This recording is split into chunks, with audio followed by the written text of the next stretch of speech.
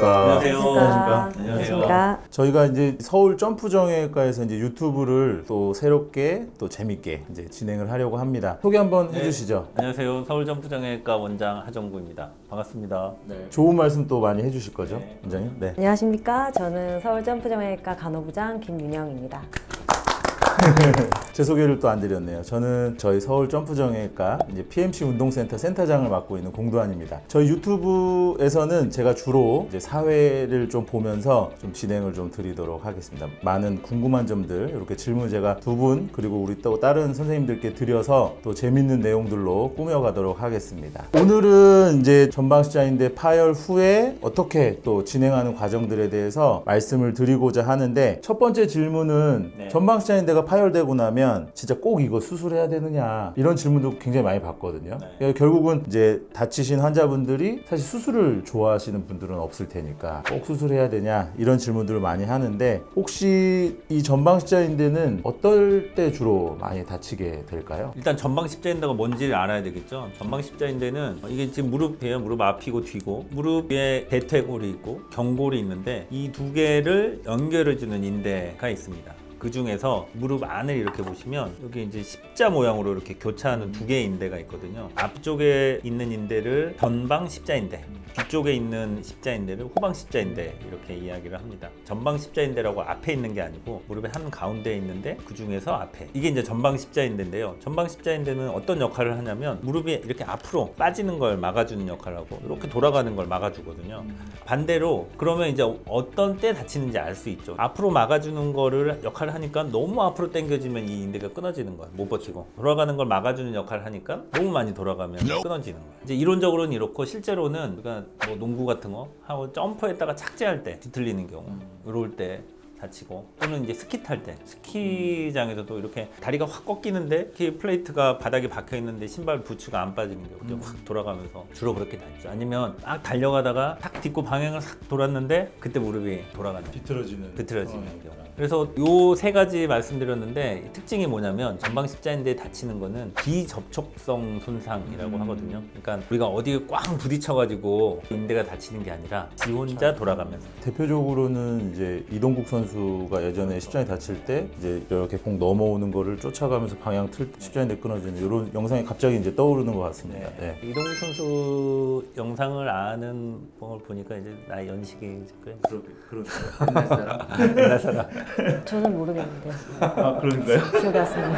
그러면 이제 이게 다쳤단 말이죠. 말씀하신 것처럼 그렇게 뭐 비접촉성 상황에서 뭐 점프하고 착지하거나 방향을 전환하면서 다치게 되면 실제로 이거는 꼭 수술을 해야 하는 경우가 있을 거고 또 수술하지 않아도 될 경우가 있을 것 같긴 한데 그런 거는 어떻게 또 좀 구분할 수 있는지. 꼭 수술을 해야 되는 그런 건 없겠죠, 당연히. 뼈가 부러져도 수술을 해야 되는 경우도 있고 안 해도 되는 경우도 있고 그렇잖아요. 마찬가지로 전방 십자인대도 꼭 수술을 해야 되는 경우는 항상 수술을 해야 되지는 않습니다. 그러면 언제 꼭 수술을 해야 되느냐? 안전 파열인 경우, 인대도 불안전 파열이 있을 수 있고 완전 파열이 있을 수 있잖아요. 완전 파열인데 환자가 젊어, 그리고 운동을 좋아해, 활동을 많이 하고 싶어.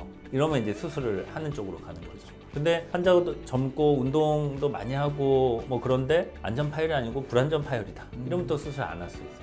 또 한편으로는 환자가 나이가 막 많아요. 뭐 50, 60 이렇게 되셨는데도 무릎이 안전 파열인데다가 그 환자가 운동을 막 하고 싶어요. 축구를 꼭 해야 된다. 이런 분들은 나이 60 되셔도 할 수가 있죠.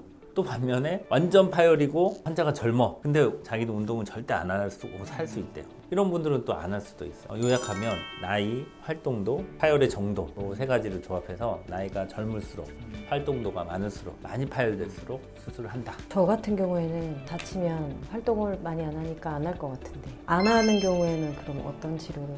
그래서 이제 안 하게 되면 일단은 이제 근력을 키우는 거죠. 처음에는 다치고 나서는 많이 아프니까 뭐 근력 운동이나 이런 걸 좀 쉽지는 않겠죠. 그래도 할 수 있는 범위 내에서 이제 통증이 없는 범위 내에서 근력 운동을 조금씩 하고 그다음에 이제 좀 통증도 가시고 근력도 좀 올라온다 싶으면 여러 가지 이제 훈련을 시키는 거죠. 무릎에 방향 전환하는 훈련도 시키고 민첩하게 움직이는 훈련도 시키고 점프 착지하는 훈련도 시키고 해서 자기가 또 그런 상황이 닥쳤을 때 몸이 잘 반응할 수 있도록 훈련하는 거죠. 한마디로 하면 이제 재활 운동으로 수술 안 하고도 할 수 있습니다. 그래도 보통 교수님 진료 상황에서 이런 전방신의 파열 환자들을 만나게 되시면 말씀하신 것처럼 그렇게 무릎 주변부의 근력을 회복시키고 그리고 주요 인대이긴 하지만 또 다른 인대들이 있으니까 뭔가 불안정한 요소들을 이제 전방신 인대가 없다 하더라도 다른 인대들이 조금 보완하면서 이제 불안정한 것들을 조금 회복하는 훈련들을 하는 경우가 있지만 이제 전방신 인대 파열로 수술하는 경우와 또 그렇지 않은 경우들이 대략 비율적으로 생각하시면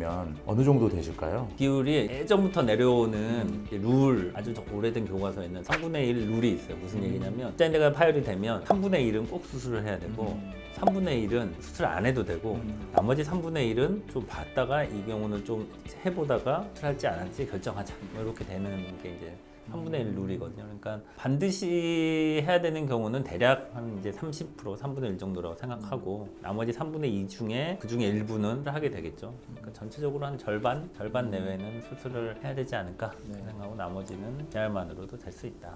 오늘 이런 수술을 꼭 해야 되는지에 대한 주제에 대해서 또 좋은 말씀 해주셔서 감사드립니다. 네, 네, 감사합니다. 감사합니다. 고맙습니다.